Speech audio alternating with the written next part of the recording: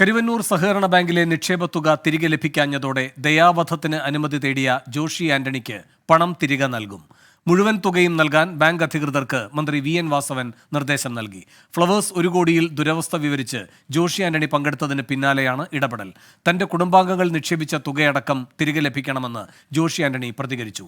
Flowers 1 കോടി impact.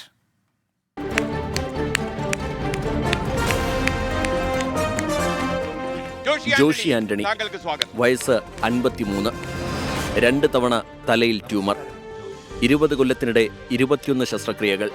രോഗങ്ങളെ മനോധൈര്യം കൊണ്ട് നേരിട്ടപ്പോൾ തളർത്തിയത് കരുവന്നൂർ സഹകരണ ബാങ്ക്.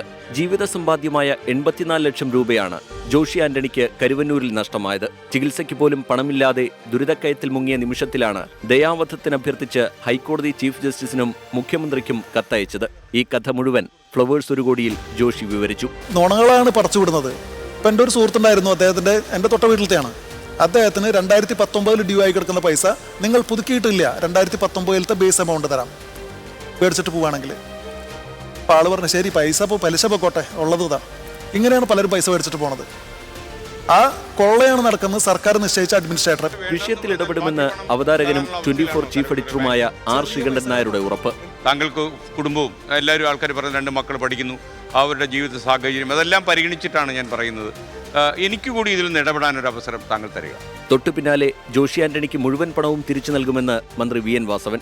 ഏതാണ്ട് അദ്ദേഹത്തിന് കൊടുക്കാനുള്ള 23 ലക്ഷം രൂപയാണ്. അത് പൂർണ്ണമായി കൊടുക്കാൻ പറഞ്ഞു അദ്ദേഹത്തിൻ്റെ പേരിലുള്ളത്. നേരത്തെ 15 ലക്ഷം രൂപ കൊടുത്തിരുന്നു എന്നപ്പോൾ കൺവീനർ ഇങ്ങോട്ട് പറഞ്ഞു. ബാക്കി എത്രയാണോ അദ്ദേഹത്തിന് കൊടുക്കാനുള്ളത് ചികിത്സയ്ക്ക് വേണ്ടി അത് കൊടുക്കണം.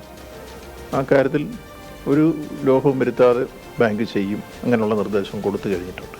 ബാങ്ക് അധികൃതരെ വിശ്വാസമില്ലെന്നും കുടുംബാംഗങ്ങൾ നിക്ഷേപിച്ച തുകയടക്കം തിരികെ കിട്ടണമെന്നും ജോഷി ആന്റണി പ്രതികരിച്ചു. സഹകരണ ബാങ്കിന്, കരുവന്നൂർ ബാങ്കിന് 1 രൂപയ്ക്ക് വിശ്വാസമല്ലേ. എൻ്റെ കുടുംബത്തിനും മൊത്തം അവർ വാഗ്ദാനം ചെയ്താൽ 23 ലക്ഷം രൂപ. ഇവരെങ്ങനെ കണക്കുണ്ടാക്കണം? എൻ്റെ മുകളിൽ ഞാനൊരു അക്കൗണ്ടൻ്റാണ്, എൻ്റെ കയ്യിൽ കണക്കുണ്ട് കൃത്യമായിട്ട്. ഇന്ന് വരെയുള്ള കണക്ക് എൻ്റെ കയ്യിലുണ്ട്.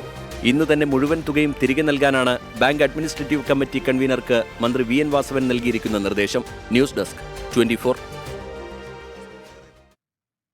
കൂടുതൽ വിവരങ്ങളുമായി സൂരജ് സജീദ് ചേരുന്നു തൃശ്ശൂരിൽ നിന്ന്. സൂരജ്, ഈ പണം നൽകാനുള്ള നടപടികൾ എന്തായി?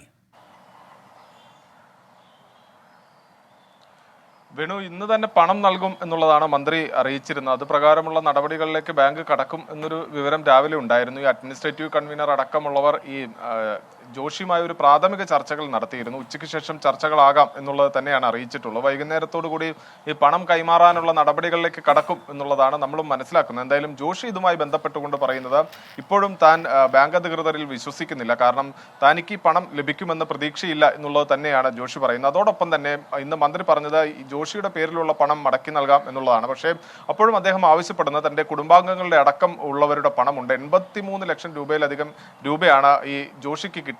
ആ മുഴുവൻ പണവും വേണം എന്ന നിലപാടിൽ തന്നെയാണ് ജോഷി ഉള്ളത്. എന്തായാലും ഇന്ന് തന്നെ പണം കൈമാറും എന്നൊരു പ്രതീക്ഷയിലാണുള്ളത്. ബാങ്ക് അധികൃതർ ഇത് സംബന്ധിച്ച് ചർച്ചകളിലേക്ക് വൈകുന്നേരത്തോടു കൂടി കടക്കും. വേണു,